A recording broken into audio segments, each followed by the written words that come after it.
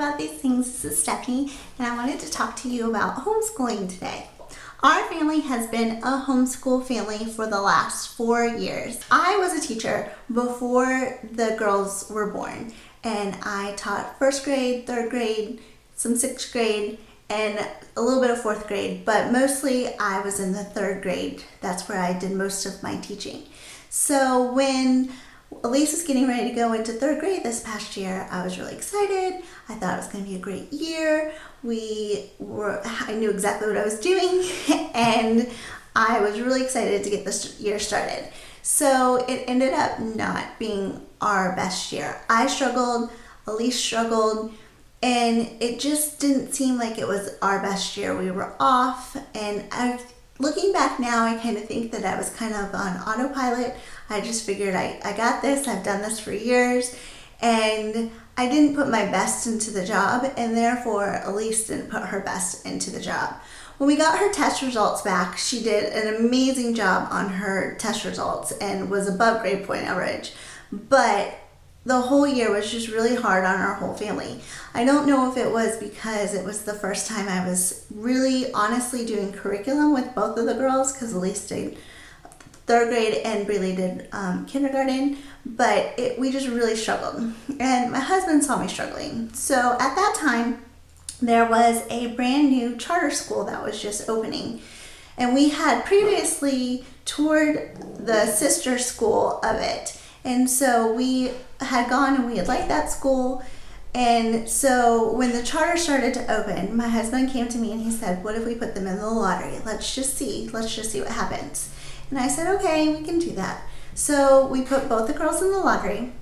And when the envelopes came, Elise had been chosen. She had a spot for fourth grade and she was welcomed into the school.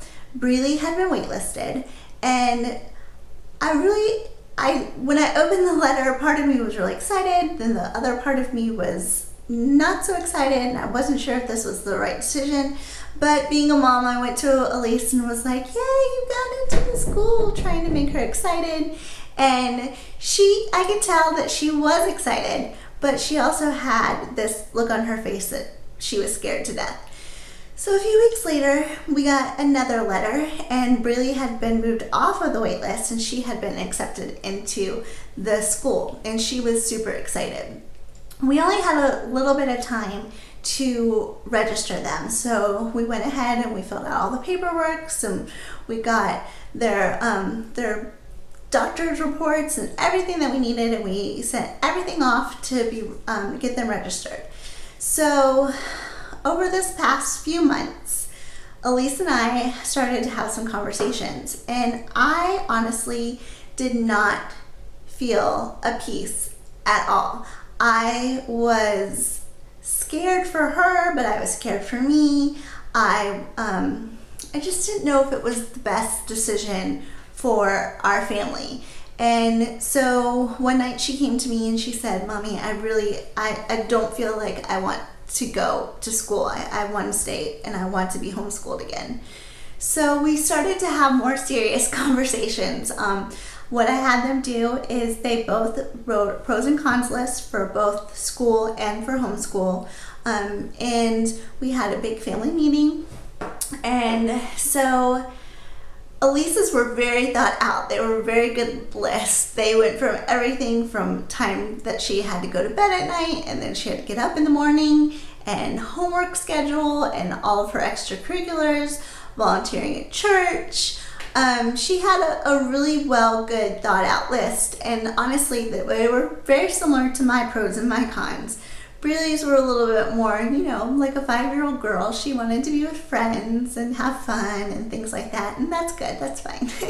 So I went and I talked to a few friends. One of the first friends that I talked to said, Stephanie, you have to really decide what your heart is. And she said, all the things that you want to do, because there was a list of things that I was excited that if the girls went to school and I would be able to do them. She said, Stephanie, all those things are going to be there 10 years from now, but your girls are going to be moving into high school and they're not going to be able for you to have them home all the time. So you have the opportunity that you can keep them home and you can also do those things, but now it's just maybe not the season for them. And I loved that conversation. It meant a lot to me, and it helped me a lot. Another conversation I had was a friend who was also deciding if they were going to switch their kids' school, and she said to me, do the drive. And I thought, yeah, that's what we need to do. So we did mock days. We got them up in the morning. We drove, Josh drove, I drove, we drove in the morning, and we drove in the afternoon just to kind of see what the timing would be. And we realized that it was not going to be the best thing for us because the drive would be really long. For instance, if Josh got called in, or if he had had really late night the night before and I had to get up with the girls, and Cammie and I would be in the car for at least 2 hours every single day. We live out in the country, so it's not like it's the neighborhood school that's right around the corner. We would have had to be driving in major traffic on a road that has construction, and it just didn't seem like it was the best use of our time. The other thing is we like our sleep. I'm going to be 100% honest. We are not morning people. Getting up in the morning was not easy for them. It's really not easy for me.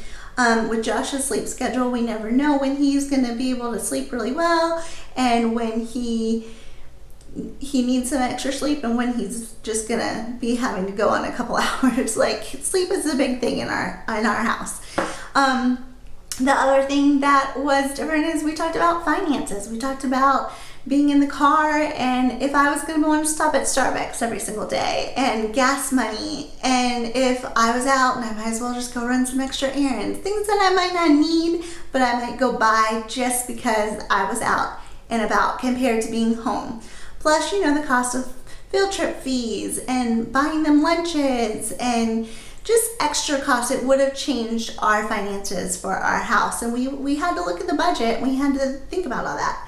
Another thing for us is we love to travel. We love to go on like little field trips, but also like actual trips. We've gone to the mountains this year. We've gone to the beach this year.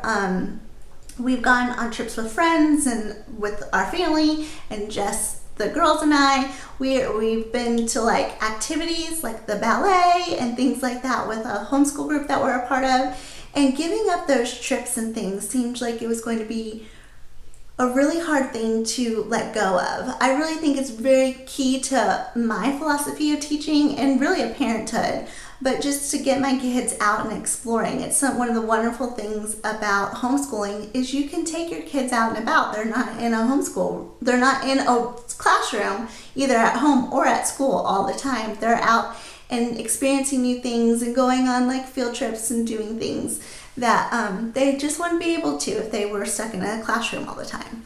So we did all that. I also talked to another friend and they said, is this your preference or is this your purpose? And I actually heard a really good sermon on that one time too. But that really meant a lot to me. I started thinking about it, because we all have days where my preference would be like, bye everybody, see you later, go to school. But the other preference some days might be to stay home and in our pajamas all day. So I really could not put it on my preference because really it wasn't about me. It was about our purpose and why we started homeschooling in the first place. And I thought about it and we prayed about it and we talked and we talked and we talked and we talked. And so this past week we decided that we were going to withdraw the girls from school, and I ordered some curriculum. And we are now going to be going into our 5th year of homeschooling. We're going to be doing 4th grade and 1st grade. And we're all really excited about it. And I do have that piece that I have been looking for. And I'm very excited. There are going to be some changes. I feel like some planning needs to be changing, some curriculum changes, how we do some stuff with like homeschool group and friends. There's always room for improvement. So we are going to be changing things up. But I really am excited about this next year. And it was also kind of like a good reminder to me. When I ordered the curriculum, one of the boxes came in. And on the box was the verse, Romans 8:28. And I'm going to read it to you. It says, "And we know that in all things God works for the good of those who love him, who have been called according to his purpose." And that kind of went on with the conversation that I had with my friend, that this is our purpose, this is our calling, this is something that we have felt that we were supposed to do. And I know that it's not always going to be easy. I know that it's maybe not the right thing for everybody, but for us, that's what we've chosen to do. And we feel like it's the best thing for our family and for our girls and for their future. And we're really excited about our next year of homeschooling. I have to be honest, when we were making the decision, part of me felt like a failure. I felt like a failure no matter what we chose. I felt like a failure if I gave up homeschooling, because it was something that I thought that I was pretty good at, and it was kind of who I was. And so was I giving up who I was and everything that I've always known and everything that I've always worked for? Or was I being a failure if we took them out of school because maybe that was supposed to be what they were supposed to go and do, and I was just too scared to let them go on to the next thing that they were supposed to do? Either way, I somewhat felt like a failure. One time we were at a ladies' event at our church, and there was a speaker, and her name was Julie Richard, and she was talking about mom guilt. And one of the things that she talked about was in Proverbs, there's a verse that says, "And always acknowledge him, and he will direct your paths." And she pointed out that it's not path, it's paths, with an S, plural.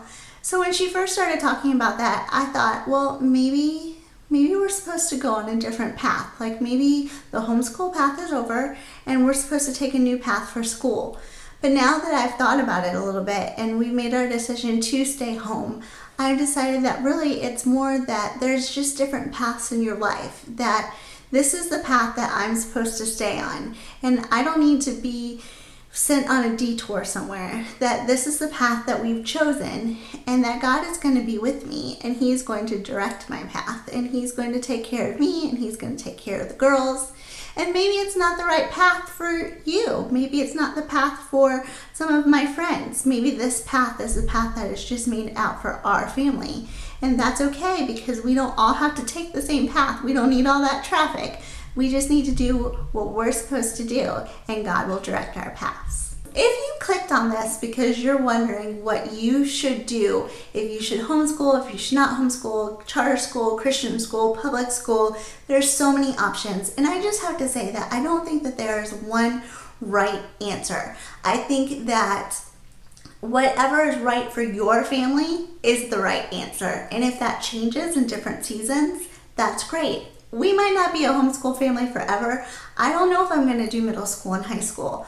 We might not do it forever, but I think that when you are making this decision, you need to talk to your kids. You need to talk to people around you who know your situation and where you are in life, and seek some counsel. But it all comes down to what you feel is the best for your family, and if that changes, it changes. So hopefully I'm going to be making a lot more homeschool videos. I'd like to tell you about our curriculum, what we have planned, maybe some how-tos, the different things that we do. I'm definitely going to show you a homeschool tour.